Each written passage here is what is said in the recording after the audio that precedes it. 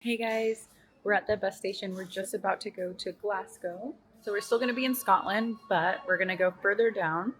The bus takes about 5 hours. We'll be there for a few days, and then we're going to go to Edinburgh. So see you guys there. Ride was smooth and we got to Glasgow at about 5 p.m. and we checked right into the social hub. It's such a lively place. I think even some local college students rent rooms here and they have free laundry, so we took advantage of that. In the morning, we ate breakfast at the hotel and I loved it because we had such a wide variety. Guys, it's literally warm today for the first day in 2 weeks. The sun is out, and I'm wearing a skirt and a tank top. So I'm so happy. I'm so excited. We're going to go explore around Glasgow. Look how cute it is here. Okay, bye. So, and then we walked through the city to the bus stop to a place called Pollock County Park because, girl, I was on the hunt. I saw that there was a herd of Highland cows here, and I was absolutely ecstatic to meet them, as you can see. During our search, we found magnificent gardens and this beautiful house in the middle of the park. Usually there's a cafe in the back of the house, but it wasn't open this day.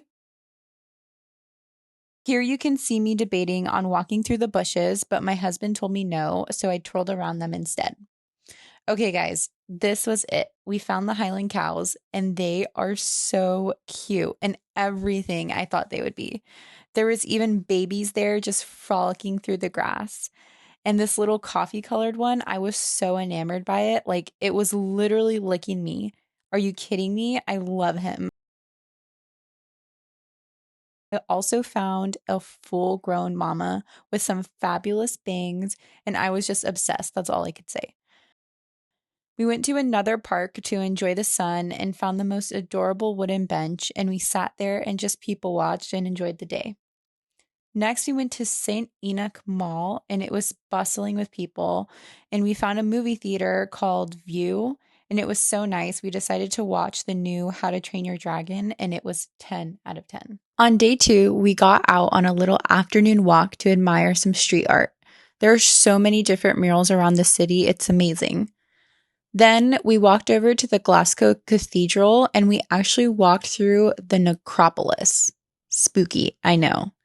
This place opened in 1833 and it's a hill full of graves and it reflects the Victorian age of Glasgow. At the top, you get amazing views of the city. Then we went inside the cathedral. This place was one of the few Scottish medieval churches to survive the Reformation back in 1560, and Glasgow's patron saint is said to have been buried there back in 614 AD. While inside, I felt inclined to light a candle in memory of my brother.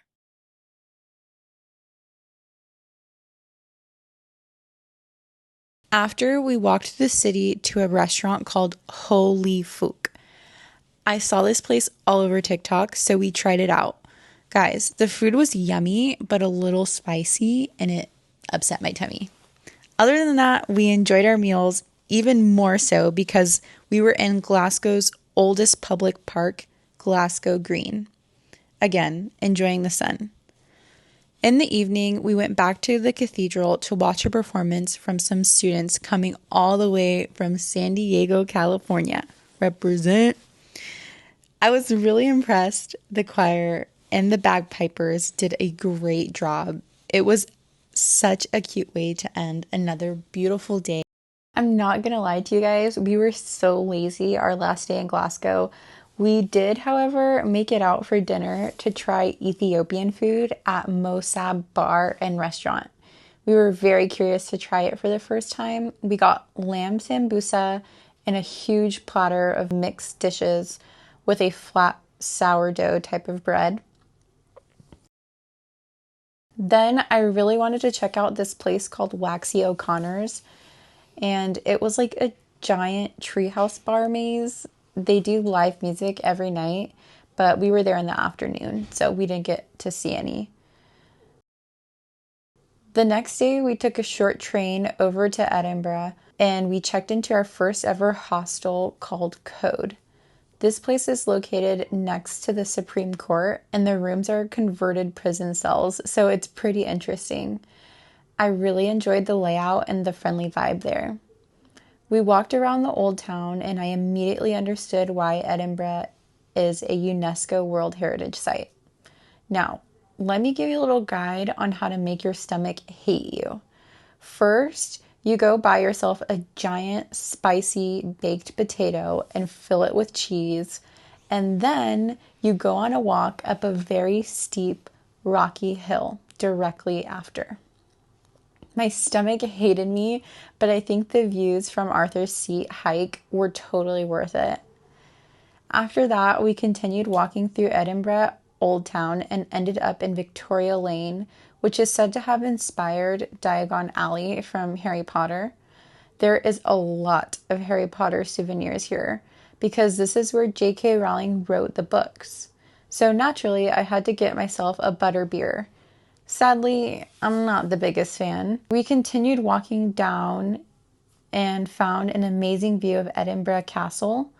And the castle is literally huge. From here, you can only see like a corner of it. And then I finished off the night with a nice warm hottie toddy at our hostel. I woke up so excited to try Edinburgh Lauder. We actually made reservations for brunch here for one thing and one thing only: the full Scottish breakfast. And it did not disappoint. I also had a lovely chai latte with honey drizzle. I've been so obsessed with chai tea here. After we crossed a bridge which led us into the new town side of Edinburgh, we ended up on Princess Street and got some views of the Scott Monument, and you can see the old town from here pretty well. If you keep walking down, you'll run into the Scottish National Portrait Museum. And I could be biased because I've never visited an art museum before, but I was actually taken aback by how jaw-dropping all of these paintings were. I'm really glad we got the chance to look around here. After we walked through Princess Street Garden, and I got another awesome view of the castle and the Ross Fountain. Then we walked about 20 minutes to Dean Village. Personally, I didn't see much to do here, but it was like walking into a real-life fairy tale, and I could sit there and just relax all day long. We continued through Dean Village and found a wooded walking path that I found very peaceful, and I also found this literal goddess statue. She was giving Mother Earth, and I had to show her to you guys. After that long walk, we were tired, and we found this place called Canoop's, and they do these insane chocolate mocha drinks. And when I tell you, I drank my drink in literally less than 2 minutes, I'm not kidding. It was delectable.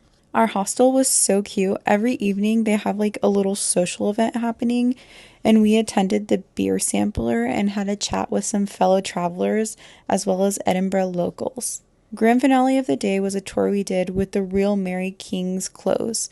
Guys, this history lesson is too intense for me to explain, but the facts explanation is that Edinburgh at a certain time had people living in very narrow spaces that were built on top of one another to the point where it felt like underground tunnels. This was how it was for centuries, even during the bubonic plague, and all type of creepy, interesting stuff is said to have gone down there. If you're a fan of medieval or Victorian era history or just dark history in general, I would 100% participate. We spent our last day exploring some museums around town. So many interesting things about the story of the people in Scotland and Edinburgh through history. And we also saw some cool things in Edinburgh Museum across the street. We then walked down the Royal Mile to Holyrood Palace. It was very exciting to see the history, and it is still a working palace, so the royal family comes there often. In fact, the day we went was the last day it was open to the public because they were preparing for the arrival of the king for 2 weeks. Finally, we went inside St. Giles Cathedral, which is over 900 years old. I mean, look at this massive organ. I've never seen one in my life, so that was cool. We just sat there and really took everything in. Before heading to the airport, we shared a cider from a local company and reminisced about our time here in Scotland. Hey guys, we're just finishing up our time here in Edinburgh and we really enjoyed it. This is actually our last day in Scotland altogether, and I think it's safe to say we had a great time. We got to experience the weather changes here, we got to experience the sun, the storms. The people here are amazing, and overall, we had a great time here in Scotland. And yeah, that actually wraps up our time in the UK. So we'll see you in our next destination. Bye.